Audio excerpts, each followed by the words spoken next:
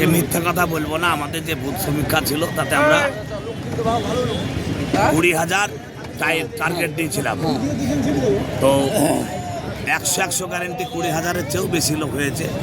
সেগুলো আমাদের গুনতির বাইরে। তার মাঠ এবং চারিদিকে যে লোক ছিল জায়গা আমরা দিতে পারি, এটাই তার থেকে বেশি ধারণা আমি ভেবেছিলাম যে প্রায় 10,000 লোক মোটামুটি আসতে পারে।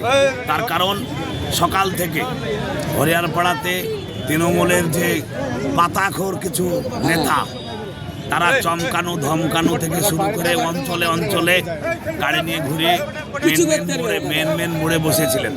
তারপরও মানুষ যে মানে স্বতঃস্ফূর্তভাবে বেরিয়ে এসছে, তাদেরকে সাধুবাদ জানাই।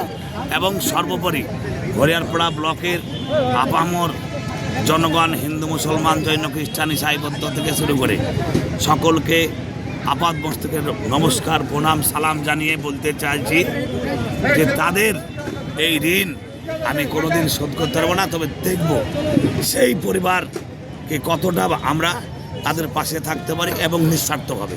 আমাদের প্রতিজ্ঞা হরিয়ারপাড়ায় কোনো অন্যায় করতে দেবো না, এবং অন্যায় যদি কেউ করে তাহলে আমাদের এই জনতা উন্নয়ন পার্টির চেয়ারম্যান সত্য বক্তব্য সময় করে দিয়েছে।